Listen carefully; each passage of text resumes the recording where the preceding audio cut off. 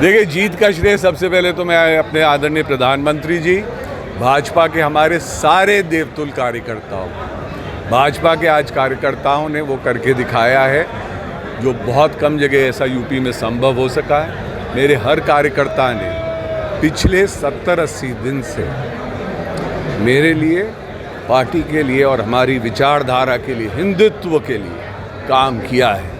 और राम का नाम लेकर हम एक एक गली, एक एक मोहल्ले गए और इन कार्यकर्ताओं ने दिन रात अपना परिवार छोड़कर पार्टी की विचारधारा को आगे बढ़ाने ले जाने का काम किया। तो मैं आज इस मंच से उन सभी का और झांसी की मेरी प्रिय जनता, ललितपुर की प्रिय जनता का धन्यवाद कहना चाहता हूं कि आज तकरीबन आपने हम लोगों को इतनी शानदार जीत झांसी में दिलाई है और बहुत खुशी है कि झांसी की जनता ने पुनः अपना विश्वास भाजपा की सरकार में मुझ में दिया है। तो मैं उसके लिए बहुत बहुत धन्यवाद कहना चाहता हूँ अपनी सरकार को। यूपी में जो रिजल्ट्स आए हैं वो आपकी पार्टी के नेताओं के अनुरूप नहीं आए हैं जैसा नेता लोग कह रहे हैं, लेकिन झांसी का रिजल्ट जो है, देखिए, झांसी की जनता ने इस बार बोल दिया है। झांसी में दो तरीके के लोग कार्य कर रहे हैं। एक है जैसे हम लोग काम करते हैं भाजपा के लोग, हम लोग जमीन से जुड़ी हुई राजनीति, लोगों के लिए कार्य और अपने क्षेत्र के कार्य, विकास कार्य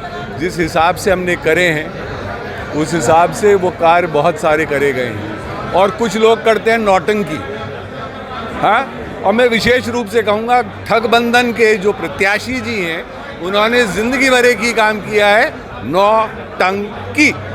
और इसलिए कह रहा हूँ, हम जिस विचारधारा से आते हैं, जिस धर्म में आस्था रखते हैं, उसमें अहिंसा एक बहुत बड़ा हमारे जीवन का हिस्सा होती है। उन्होंने अगर झांसी को सबसे बड़ी देन दी है अपने कार्यकाल में मंत्री रहकर, तो उस इंसान ने एक बूचड़ खाना दिया था। अब आप सोचिए, बहुत कुछ कटक्ष की राजनीति करी है, अब समय आ गया जवाब देने का।